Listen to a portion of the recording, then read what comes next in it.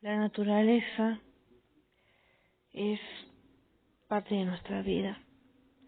A veces nosotros la destrozamos, no la sabemos cuidar, pero la naturaleza es hermosa. Los árboles, las plantas, bueno, es lo mismo, pero qué sé yo, el pasto, el cielo, los animales, las aves, todo es hermoso. Pero nosotros la arruinamos. Tenemos que cuidar nuestra naturaleza, nuestro mundo.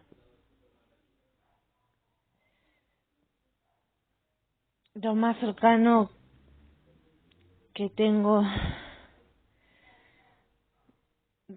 o lo poco que sé de la naturaleza es Misiones, la provincia que mi papá nació, donde mi papá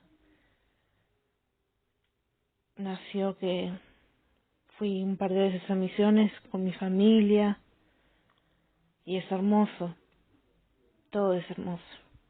Mi tía tiene un jardín, tiene un patio, adelante y atrás, y está lleno de plantas, tiene limones, bananas, qué sé yo, un montón de frutas, y es tan lindo, ella lo cuida tanto, con tanto amor. A veces tenemos que cuidar nosotros.